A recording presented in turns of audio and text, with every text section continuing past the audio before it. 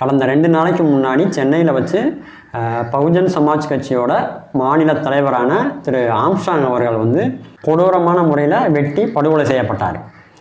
அது சம்மந்தமான நியூஸ் வந்து தமிழ்நாடு முழுக்க வந்து ஒரு பரபரப்பான ஒரு சூழ்நிலையை வந்து ஏற்படுத்துச்சு. வழக்கம் போல் யூடியூப்பில் எல்லாருமே வந்து இது சம்மந்தமாக நிறையா வீடியோஸை வந்து போட்டிருக்காங்க. அதில் கூட்டத்தோட கூட்டமாக நானும் வீடியோ போடுறேன் அப்படிங்கிற பேரில் நம்ம அண்ணன் மாரிதாஸ் வந்து ஒரு வீடியோ போட்டிருக்காரு. பொதுவாகவே மாரிதாஸ் அண்ணன் போடுற எல்லா வீடியோவுமே வந்து நமக்கான கண்டென்ட்டாக தான் இருக்கும்.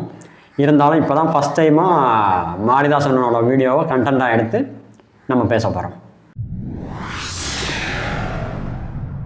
ஆம்ஸ்ட்ராங்கின் இன்னொரு முகம் அப்படிங்கிற பேரில் தான் வந்து மாரிதாஸ் வந்து அந்த வீடியோவை போட்டிருக்காரு.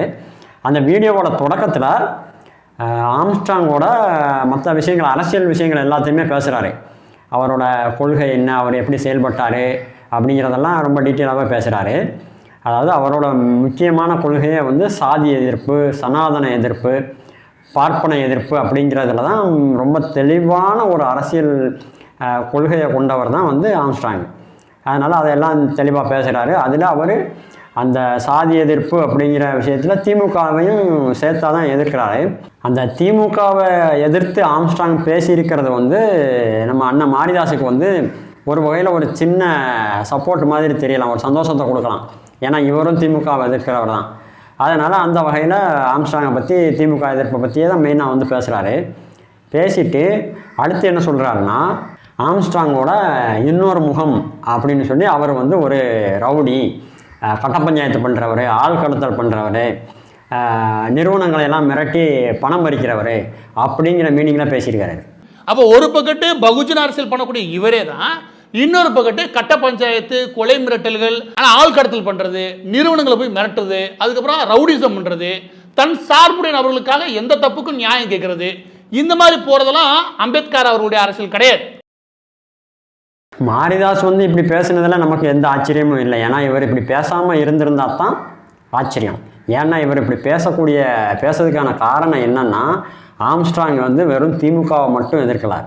அவரோட அந்த அடிப்படை கொள்கை, அவரோட எதிர்ப்பு வந்து சனாதன எதிர்ப்பு, சாதி எதிர்ப்பு, பார்ப்பன எதிர்ப்பு. அப்படி அதை எதிர்க்கும் போது மாரிதாஸுக்கு அதை எப்படி ஏற்றுக்க முடியும்?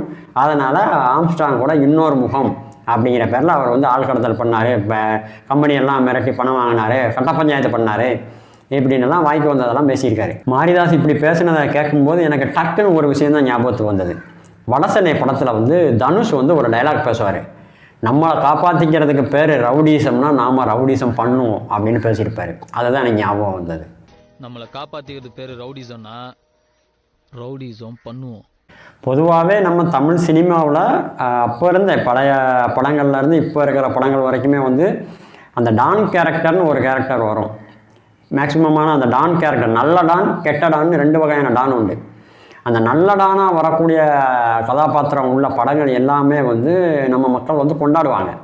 ஏன்னா அவங்க வந்து மக்களுக்கு நல்லது செய்கிறதுக்காக அந்த டானாக இருப்பாங்க. உதாரணம், அந்த நாயகன் படத்தில் கமலஹாசன் கேரக்டரோ, இப்போ ரீசெண்டாக எடுத்துக்கிட்டோம்னா கபாலி படத்தில் ரஜினி கேரக்டரோ, இதையெல்லாம் வந்து மக்களுக்கு வந்து ரொம்ப பிடிச்ச படங்கள். ஏன்னா அதில் வரக்கூடிய அந்த கேரக்டர், அந்த டான் கேரக்டர் வந்து பாதிக்கப்பட்ட மக்களுக்கு, சாமானிய மக்களுக்கு, அந்த ஒடுக்கப்படுற மக்களுக்கு ஆதரவாக அவங்களுக்கு நல்லது செய்கிற மாதிரியான ஒரு கேரக்டராக வரும். ஆனால் அதே விஷயத்தை நிஜத்தில் ஒரு நபர் பண்ணாருன்னா அவரை வந்து நம்ம ரவுடி, கட்ட பஞ்சாயத்து பண்ணுறவர், ஆள் கடத்தல் பண்ணுறவர் அப்படின்னு அவருக்கு முத்திரை ஊத்துறோம். அந்த வேலையை தான் இப்போ வந்து இந்த வீடியோ மூலமாக மாரிதாஸ் வந்து பண்ணியிருக்காரு. ஏன்னா இப்போ அந்த ஆம்ஸ்ட்ராங் அவர்கள் வந்து கொல்லப்பட்டதுக்கு அப்புறம் தான் அவரோட முழு பின்னணியுமே வந்து இன்றைக்கி சோசியல் மீடியாவில் நிறையா வெளியில் வருது. அவர் முன்னாடி பேசின வீடியோக்கள், அவரோட கொள்கை என்ன, அவரோட வரலாறு என்ன அப்படிங்கிறதுக்கான நிறையா விஷயங்கள் வந்து அவர் கொல்லப்பட்டதுக்கு அப்புறமா தான் பொதுமக்கள் வெளியிலேயே அதிகமாக வந்து தெரிய வருது. அப்படி வரும்போது அவரோட அடிப்படை அந்த கொள்கையே வந்து சாதி எதிர்ப்பு தான், சாதி எதிர்ப்பு, சனாதன எதிர்ப்பு தான். இயல்பாகவே வந்து அவர் அம்பேத்கரோட கொள்கைகளை பின்பற்றுறாரு. அதனால் கல்வி தான் வந்து மிகப்பெரிய ஆயுதம் அப்படிங்கிறத உறுதியாக நம்புகிறாரு. அப்படி நம்புறதுனால நிறையா தலித் மாணவ மாணவிகளை வந்து நிறையா பேரை படிக்க வச்சுருக்கிறாரு, வக்கீல்கள் ஆக்கியிருக்கிறாரு. இந்த மாதிரி நிறையா விஷயங்களை அந்த ஒடுக்கப்பட்ட மக்களுக்கு வந்து செஞ்சுக்கிட்டு இருக்காரு.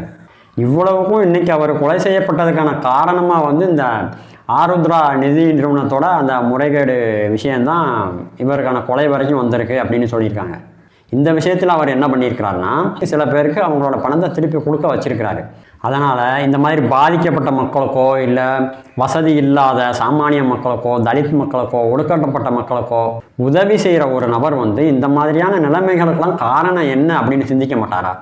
அப்படி சிந்திக்கும்போது அவர் நிறையா விஷயங்கள் படித்து தெரிஞ்சுக்கிட்ட விஷயங்கள் என்னென்னா, இங்கே இருக்கக்கூடிய இந்த நாட்டில் இருக்கக்கூடிய சாதி, இந்த சனாதனம், இந்த மாதிரி விஷயங்கள் தான் இந்த மக்களை இன்னும் இவ்வளவு கீழ்நிலையில் வச்சுருக்கு அப்படிங்கிறத புரிஞ்சுக்கிட்டு ஆட்டோமேட்டிக்காக அதை எதிர்க்க போகிறாரு.